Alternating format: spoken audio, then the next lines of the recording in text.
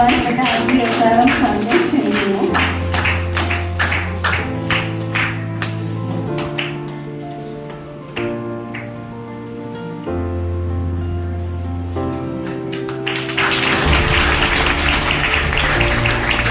നമുക്ക് എല്ലാവർക്കും ഒരു മാതൃകയായ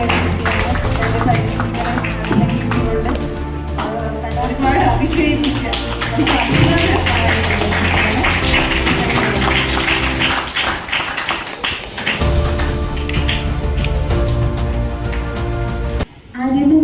ഒത്തിരി സന്തോഷം. എൻ്റെ ഏറ്റവും വലിയ ഭാഗ്യം എന്ന് പറയുന്നത് ഈ ഒരു കോളേജിൽ പഠിക്കുവാൻ സാധിച്ചു എന്നതാണ്.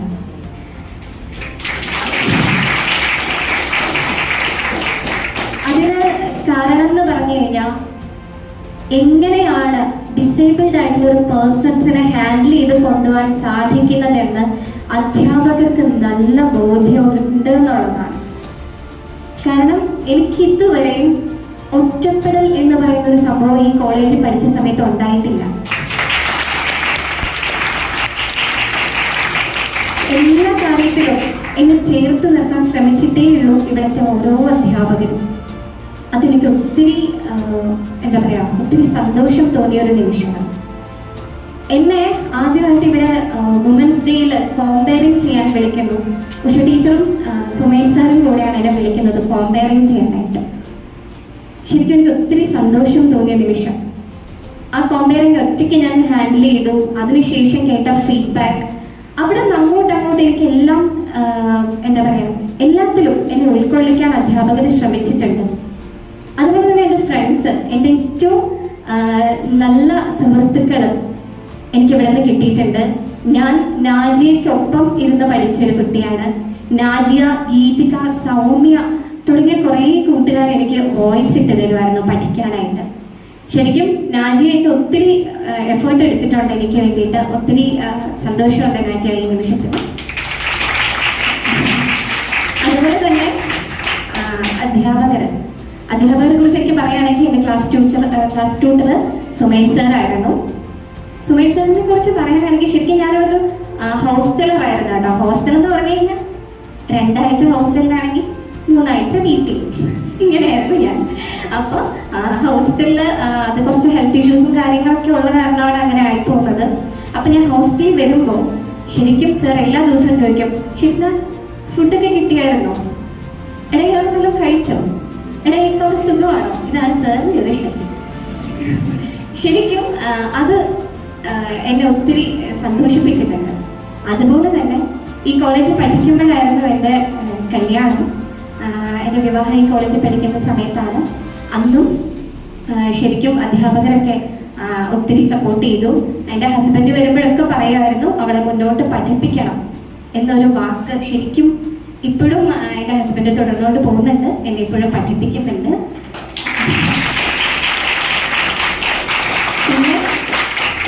പിന്നെയെന്ന് പറഞ്ഞു കഴിഞ്ഞാൽ ഇവിടെ ഇരിപ്പുണ്ട് എൻ്റെ ഉമ്മച്ചി. ശരിക്കും എൻ്റെ ഏറ്റവും വലിയ ഭാഗ്യമാണ്. ഒറ്റയ്ക്ക് നിന്ന് പൊരുതി എന്നെ ഇന്ന് ഞാനാക്കിയത് എൻ്റെ ഉമ്മച്ചിയാണ്. ഒത്തിരി സ്ട്രഗിൾ ചെയ്തിട്ടുണ്ട് എനിക്ക് വേണ്ടിയിട്ട്.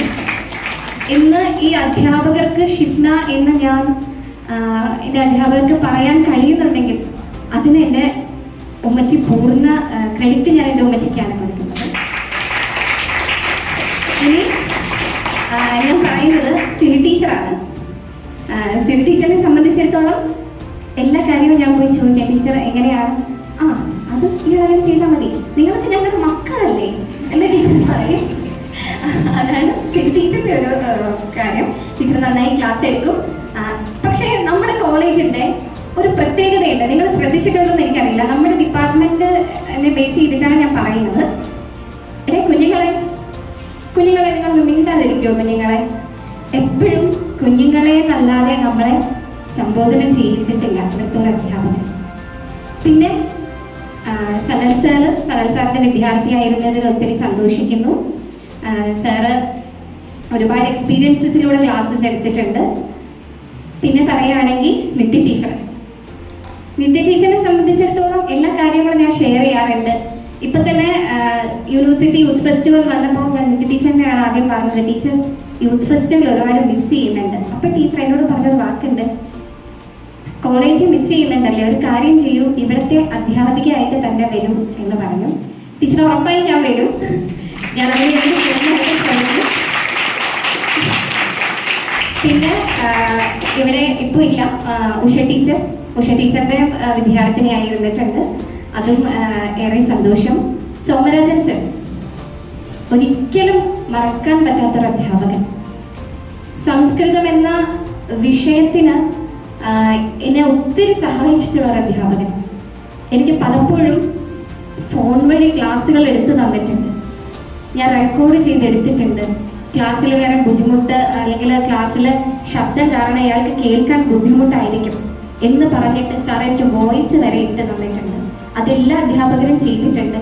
പക്ഷെ ഏറെ വാത്സല്യവും ഒക്കെ നൽകിയിട്ടുണ്ട് സോമരാജൻ സാറ്. പിന്നെ അരുണിമ ടീച്ചർ ആദ്യമായിട്ട് ക്ലാസ്സിൽ കയറുമ്പോൾ പറയുന്ന ഒരു കാര്യം, ആരും ബഹളം വെക്കരുത്, അവൾക്ക് റെക്കോർഡ് ചെയ്യേണ്ടതാണ്, അവൾ റെക്കോർഡ് ചെയ്ത് പഠിച്ചോട്ടെ. എൻ്റെ ഫ്രണ്ട്സ് എല്ലാം അതിന് പൂർണ്ണ സഹകരണവും തന്നിട്ടുണ്ട്. അവർ ക്ലാസ്സിൽ ബഹളം വെക്കാതെ എനിക്ക് റെക്കോർഡ് ചെയ്യാനുള്ള സാഹചര്യങ്ങളൊക്കെ എൻ്റെ ഫ്രണ്ട്സ് ഒരുക്കി തന്നിട്ടുണ്ട്. എല്ലാ അധ്യാപകരെയും പിന്നെ ഹേന ടീച്ചറിനെ കുറിച്ച് നേരത്തെ പറഞ്ഞതാണ്, എങ്കിലും വീണ്ടും പറയാണ്, ഏറെ സന്തോഷത്തോടെ എന്തെങ്കിലും പ്രശ്നം വരുമ്പോൾ ശരിയാവും മോളെ, അതൊക്കെ ശരിയാവും എന്ന് പറയും. അത്രയ്ക്കും സമാധാനിപ്പിക്കുന്ന, ശരിക്കും ഇവിടുത്തെ ഓരോ അധ്യാപകരും നല്ലൊരു അമ്മയുടെ നല്ലൊരു അച്ഛൻ്റെ വാത്സല്യം പകർന്നു തന്നിട്ടുണ്ട് എന്നുള്ള കാര്യത്തിൽ യാതൊരു സംശയവും ഇല്ല. ഇന്ന് ഞാനൊരു അധ്യാപക വിദ്യാർത്ഥിനിയാണ്. കുമാരപുരം KUCT കോളേജിലെ 1ാം വർഷ വിദ്യാർത്ഥിനിയാണ്. എനിക്ക് ഈ കോളേജിലെ ഓരോ അധ്യാപകരുടെയും നല്ല ഗുണങ്ങൾ മുന്നോട്ട് കൊണ്ടുപോകണം എന്നതാണ് എൻ്റെ ആഗ്രഹം. അതിന് എല്ലാവരുടെയും പ്രാർത്ഥനയും കരുതലും ഒക്കെ കൂടെ ഉണ്ടാവണം. പിന്നെ എൻ്റെ കുടുംബത്തിൻ്റെ സപ്പോർട്ട് ഞാൻ പറഞ്ഞു കഴിഞ്ഞു. ഇനി PG ചെയ്യണം.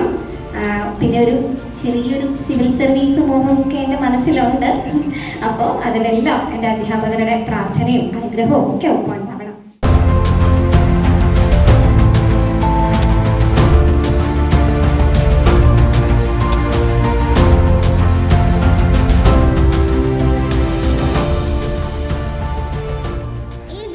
ഇഷ്ടമായാൽ ലൈക്ക് ചെയ്യാനും ഷെയർ ചെയ്യാനും ചാനൽ സബ്സ്ക്രൈബ് ചെയ്യാനും മറക്കല്ലേ.